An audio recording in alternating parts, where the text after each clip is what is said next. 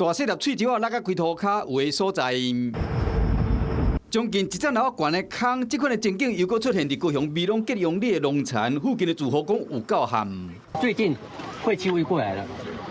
废弃物过来的时候，它已经堆得像类似一个小山高了，旁边就借机会又在挖。这个真的是比第一个更加的离谱哦。那市府永远给我们的回应就是说，他们已经充分的掌握这个状况。开罚之后，是否给了一个交代之后呢，你就没有任何监管的一个机制。小田线出现头屋国吞的情形，国民党立委瓜志温今仔日去到敢若是和不法的业者破坏的农田，这个监管的机制根本就失灵。因为早伫4月份，市政府已经对这不法的业者开单，想要到最近平均一天有200台沙石车在出任。如果说做得非常好的话，就不会有民众不断的跟我们检举，有那么多的污染的废弃物，然后呢，这边会不会对我们水源造成最大的一个影响？就惊讲水源会受到影响，环保局人员表示讲会调查，是讲出现这款情形，和网友将地标改做美浓大峡谷。面对外界的质疑讲监管效果无好，市长陈其迈冇回应。一些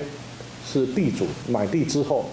那迅速的在很短的时间就转租给行为人，而进行一系列的盗采，一律采取最重的罚则，也必须立刻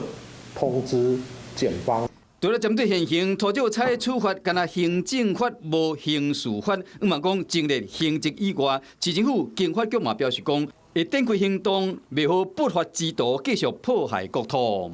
Hello， 我是易景，想要抢先掌握最及时的新闻资讯吗？赶快订阅、按赞、开启小铃铛，锁定华视新闻的 YouTube 频道。